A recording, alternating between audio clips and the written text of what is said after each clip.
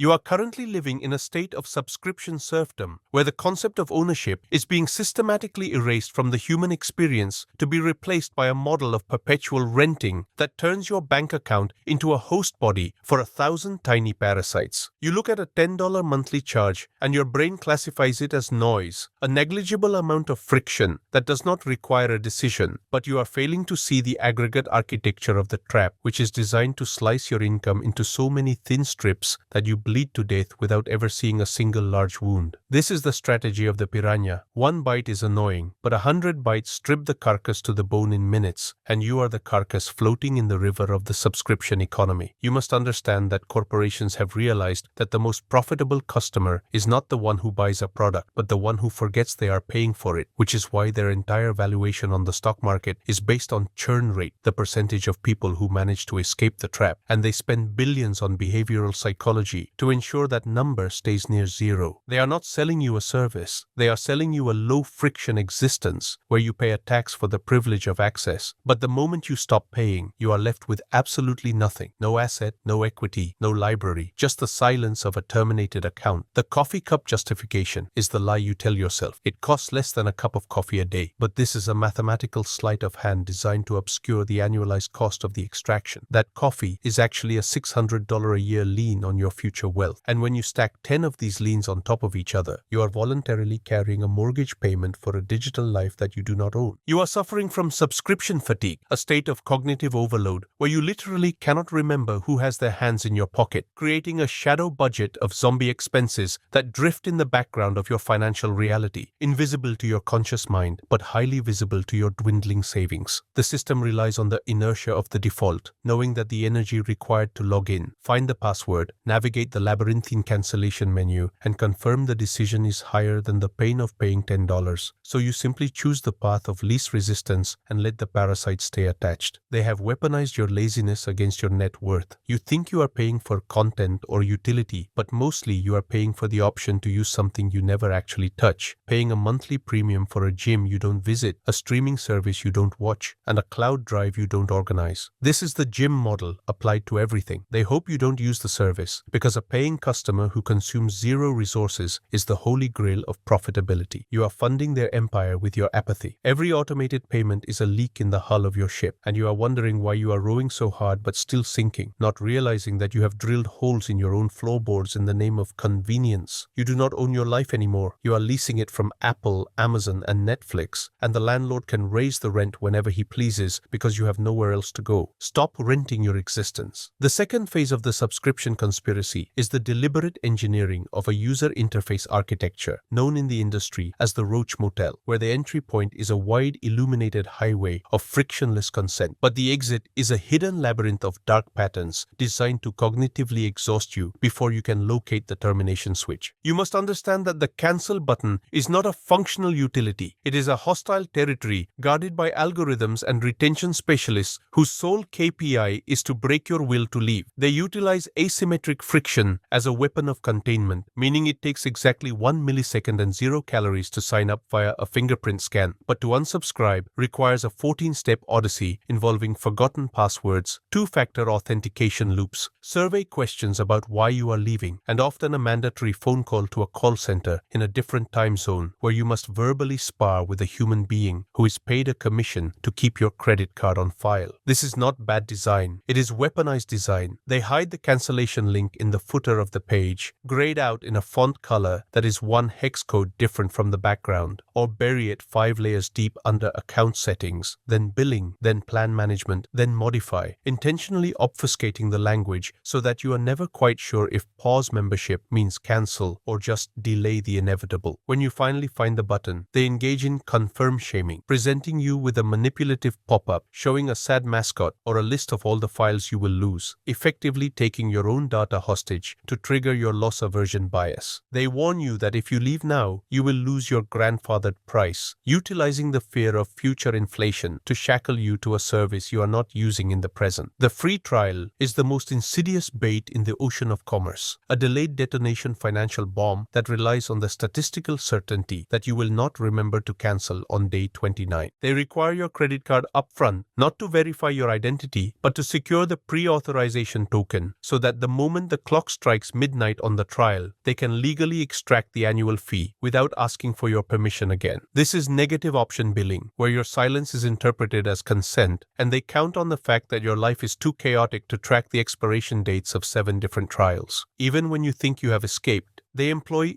zombie charges, where a service you thought you cancelled resurfaces months later because of a billing error or a secondary clause in the terms of service that auto-renewed a different tier of the package, forcing you to dispute the charge with your bank, a process so tedious that many people simply pay the zombie tax just to make the headache go away. They use cryptic billing descriptors on your bank statement, changing premium streaming service to something like Dig Media Holdings LLC 884, so that when you audit your finances, you cannot immediately identify the parasite, causing you to assume it is a legitimate expense like utilities or insurance, thereby camouflaging the theft in plain sight. The entire ecosystem is built on the breakage model, which is the corporate term for revenue derived from unredeemed gift cards and unused subscriptions. They are literally budgeting for your failure to utilize what you paid for. You are fighting against a system that has calculated the exact amount of friction required to make you give up, and they have set the bar just above your threshold of patience. They know that if they make you wait on hold for 45 minutes, 60% of callers will hang up and pay another month. That 45 minutes is not incompetence. It is a revenue-generating strategy. The retention offer they throw at you, stay for 50% off, is not a gift. It is an admission